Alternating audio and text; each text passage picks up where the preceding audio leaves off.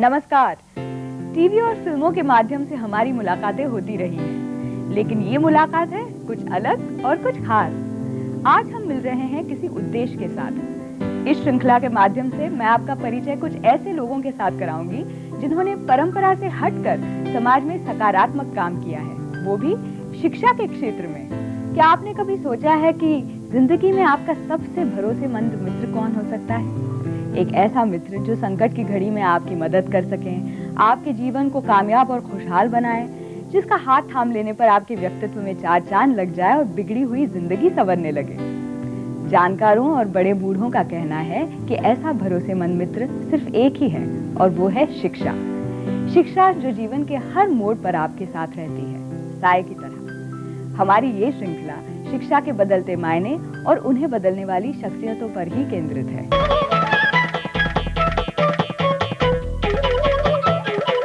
शिक्षा किस तरह आदमी और समाज के तौर तरीकों में परिवर्तन ला सकती है, ये एहसास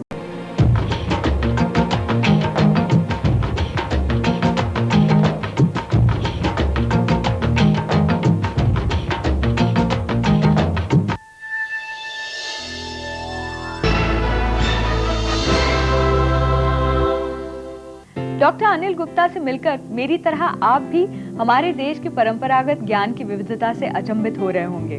अगर आपके गांव में भी ऐसे धुन के पक्के लोग हों तो उन्हें मेरा नमस्कार कहें और उनकी जानकारी सृष्टि को जरूर भिजवाएं।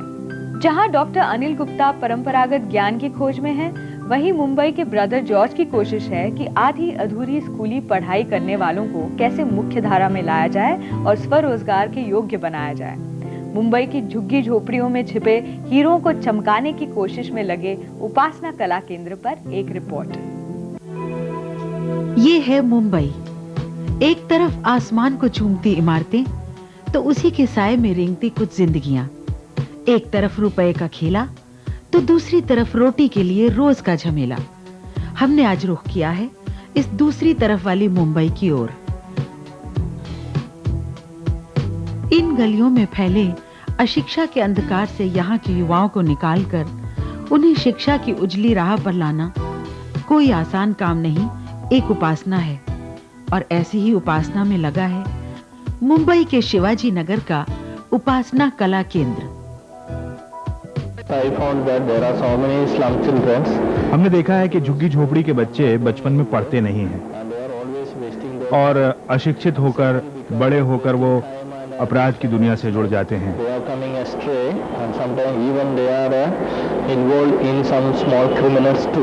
इसलिए मैंने इनके लिए ये उपासना कला केंद्र शुरू किया। इस केंद्र के प्राचार्य श्री जॉर्ज ने इस बात को समझा कि समाज द्वारा तिरस्कृत इन युवाओं को जरूरत है थोड़े से प्यार और थोड़े से अपनेपन की, और उस पर अगर सही मार्गदर्शन और प्रशिक्षण मिल जाए तो उपासना कला केंद्र का मकसद ही पूरा हो जाएगा।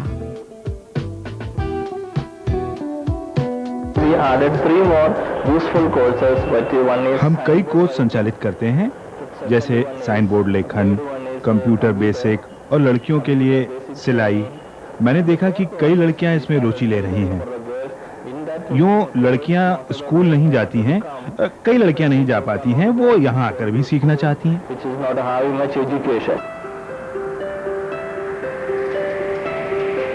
सिर्फ लड़के ही क्यों, उपासना कला केंद्र के दायरे में लड़कियां भी हैं। मेरे घर में प्रॉब्लम नहीं, क्योंकि मेरे पापा ने सेकंड मैरिज किया है।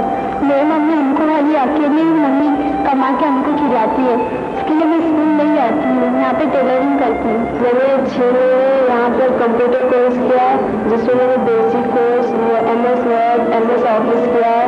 अभी मैं रिसेप्शनिस्ट का जॉब कर रही हूँ। लड़का अगर पढ़ लिख लेगा तो 4 पैसे कमाने लगेगा, बस इतनी तो होती है इनकी महत्वाकांक्षा। इसलिए उपासना कला केंद्र में शिक्षा के साथ इन्हें ऐसे हुनर सिखाए जाते हैं जिनके जरिए जल्द ही कोई नौकरी मिल जाए या कोई छोटा मोटा धंधा ही शुरू हो जाए।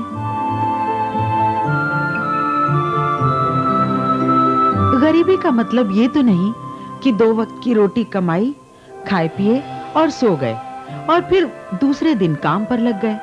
इनके भी कुछ सपने हैं, इनमें भी कुछ नया करने की चाह है। उपासना कला केंद्र उन सपनों और चाह में रंग भरता है खेल, चित्रकला और क्राफ्ट के जरिए।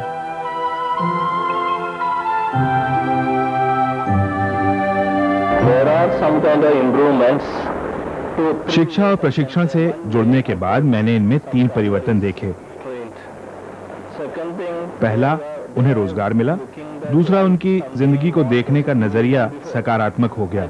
और महत्वपूर्ण बात यह कि हीन भावना से निकलकर आत्मविश्वास पाने में इन्हें बहुत मदद मिली। Accepted in the community or society, but when they started to get this kind of education and they are already given a chance to sit in ordinary proper classes with all arrangements and a better training, I think they feel that some kind of confidence to face the realities of life. जीवन की सच्चाइयों का सामना करना सिखाती है शिक्षा, फिर वो चाहे किताबी हो या व्यवहारिक, उसे चाहे कोई बच्चा प्राप्त करे, कोई युवा या कोई प्रौढ़। उपासना कला केंद्र का मकसद है शिक्षा का प्रसार। गरीबी और गंदगी के बादलों में घिरी झोपड़पट्टियों में शिक्षा की बिजली कौंध रही है। अब दिखेगा उत्साह, उमंग और ज्ञान का खुला आसमान।